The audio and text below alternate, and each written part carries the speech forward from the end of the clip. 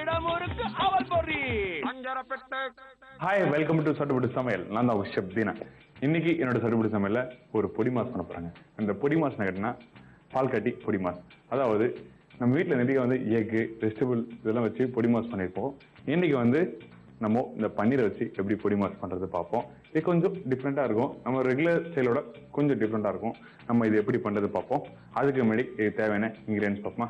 பால் கட்டி, அதாவது பன்னீர், பட்டர், பச்சை மிளகாய், வெங்காயம், ஜீரா பவுடர், சில்லி ஃப்ளேக்ஸ், தேன், மிளகு பவுடர், உப்பு, கொத்தமல்லி. இதாங்க இந்த டிஷ்ஷுக்கு தேவையான இன்க்ரீடியன்ஸ். இது எப்படி பண்ணுறது பார்ப்போம். ஃபர்ஸ்ட்டு நம்ம அடுப்பு பற்ற வச்சுப்போம். அடுப்பு பற்ற வச்சு மேலே கடாய் வைப்போம். கடாயில் கொஞ்சம் நம்ம பட்டர் ஆட் பண்ணலாம். இங்கே பாருங்க, பன்னீர் வந்து இந்த மாதிரி சின்ன சின்ன கியூப்ஸ், அதாவது ரொம்ப பொடிசா நான் கட் பண்ணி வச்சிருக்கேன். இதுக்கு வந்து பச்சை மிளகாய் நீட்டாக கட் பண்ணி வச்சிருக்கேன். ரொம்ப பொடிசா இல்லாமல் நீட்டாக கட் பண்ணி வச்சிருக்கேன். சிலருக்கு வந்து ரெசிபி இப்படி தான் பண்ணணும், இப்படி தான் பண்ணணும்னு இருக்கும். அந்த டைமில் இது மாதிரி தான் நம்ம கட் பண்ண வேண்டியது இருக்கு. சில்லி ஃப்ளேக்ஸ், அதாவது சில்லி ஃப்ளேக்ஸ் இல்லாமல் இன்னும் கொஞ்சம் பொடியா, அது காஞ்ச மிளகா நல்லா வறுத்து நான் மிக்சியில் பவுடர் பண்ணி இந்த மாதிரி வச்சிருக்கேன்.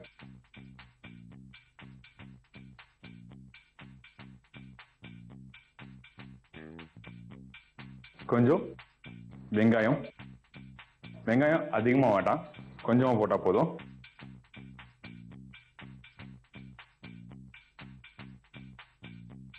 நம்ம வீட்டில் எப்பவுமே வந்து எக் பொடி மாஸ், அதாவது முட்டை பொடி மாஸ் பண்ணும்போதெல்லாம் வெங்காயம், தக்காளி, கொஞ்சம் மிளகு பவுடர், கொஞ்சம் ஜீரா பவுடர் அதெல்லாம் போட்டு நம்ம மஞ்சத்தூள் இதெல்லாம் போட்டு நம்ம காரசாரமாக பண்ணுவோம். ஆனால் இந்த பொடி மாஸ் வந்து கொஞ்சம் தேன் இதெல்லாம் பேஸ் பண்ணி பண்ணுறதுனால கொஞ்சம் டிஃப்ரெண்ட்டாக இருக்கும். வீட்டில் யாரும் கண்டிப்பாக ட்ரை பண்ணியிருக்க மாட்டீங்க. ஏன்னா காரமாக சாப்பிட்டு சாப்பிட்டு உங்களுக்கு பொடி மாஸ் தான் பழகிருக்கும்.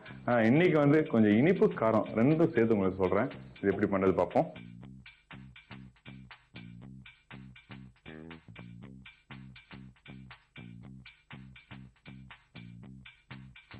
ஆனியன் போட்டுருவோம். ஆனியன் வந்து பட்டர்லேயே நல்லா வதக்குங்க. அப்போ தான் நம்மளுக்கு வந்து டேஸ்ட் வந்து நல்லா இருக்கும். அந்த பட்டரோட ஃப்ளேவர் வந்து சூப்பராக இருக்கும். இப்போ இந்த வெங்காயம் போட்டிருக்கோம்.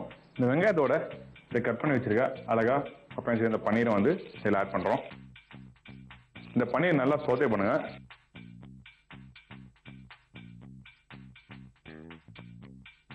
லைட்டாக கிரில் பண்ணுற மாதிரி, கிட்டத்தட்ட கிரில் பண்ணுற மாதிரி இருக்கணும் இந்த பன்னீர். இதில் இதோட நம்மளுக்கு எந்த அளவுக்கு பச்சை மிளகா காரம் வேணுமோ அந்த அளவுக்கு நம்ம இதில் ஆட் பண்ணலாம். கொஞ்சம் கொத்தமல்லி, கொஞ்சம் உப்பு, இப்போ நல்லா மிக்ஸ் பண்ணுங்க.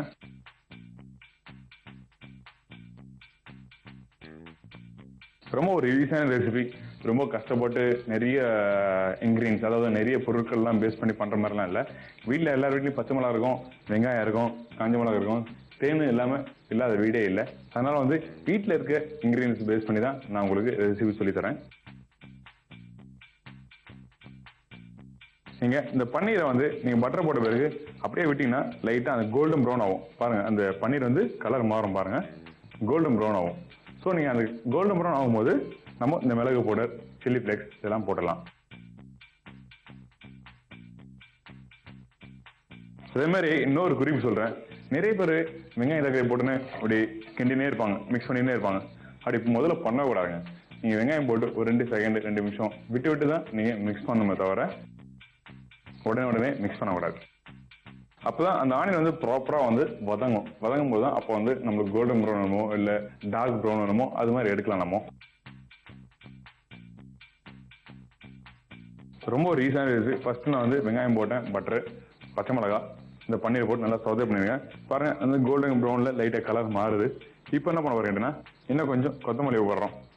கொத்தமல்லி போட்டிங்கன்னா சாஸ் பண்ண அந்த ஃப்ரெஷ் லீஃபோட ஃப்ளேவர் வந்து நல்லாயிருக்கும்.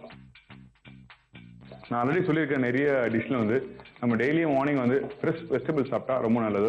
அதே மாதிரி இந்த பச்சை இலைகளை சாப்பிட்டா ரொம்ப நல்லது. அதாவது லெட்யூஸ் இந்த மாதிரி நிறைய இருக்குது. நம்ம ஃபாரின்லாம் பார்த்தீங்கன்னா நிறைய இலை வகைகள்லாம் நிறைய சாப்பிடுவாங்க. ஆனால் இங்கே இந்தியாவில் தான் நிறைய பேர் சாப்பிட்றதில்ல. நம்ம ட்ரை பண்ணால் நல்லது.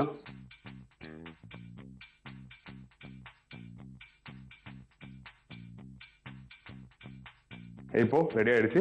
நம்ம ஸ்டவ் ஆஃப் பண்றோம். ஸ்டவ் ஆஃப் பண்ண பிறகு கொஞ்சம் மிளகு பவுடர் கொஞ்சம் லைட்டா போட்டா போதும். இதோட கொஞ்சம் ஜீரா பவுடர்,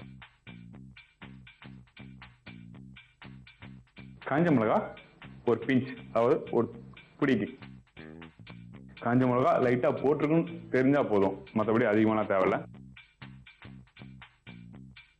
இந்த பாருங்க ஹனி. நம்ம எந்த பொடி மாசுல வந்து ஹனி போட மாட்டோம். ஆனா உங்களுக்கு நான் டிஃப்ரெண்டா ஒரு டிஷ் ட்ரை பண்ணேன். அந்த சூப்பரா வந்தது. அது வந்து உங்களுக்கு நான் சொல்லி காமிக்கிறேன்,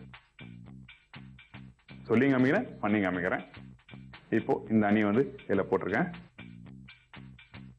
இதுல முக்கியமா பாருங்க, நான் ஸ்டவ் ஆஃப் பண்ண பிறகுதான் மிளகு பவுடர், ஜீரா பவுடர், காஞ்ச மிளகா, ஹனி இதெல்லாம் போட்டு மிக்ஸ் பண்றேன்.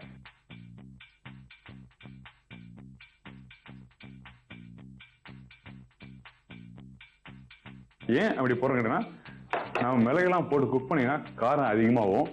அது இல்லாமல் வந்து அந்த ஃப்ளேவர், மிளகோட ஃப்ளேவர் வந்து கொஞ்சம் கம்மியாகும்.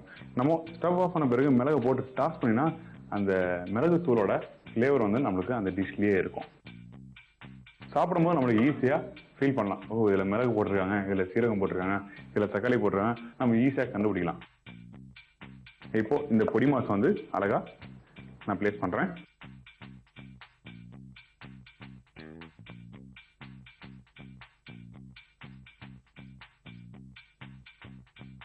இப்போ இந்த பன்னீர் பொடி மாஸ், அதாவது பால் கட்டி பொடி மாஸ் ரெடி ஆயிடுச்சு.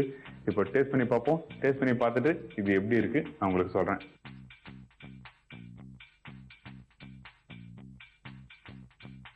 சூப்பரா இருக்குங்க. அந்த பட்டர்ல இருந்து பன்னீரை டாஸ் பண்ணி, அது இல்லாம ஹனி போட்டிருக்கோம், கொஞ்சம் பச்சை மிளகா போட்டிருக்கோம்.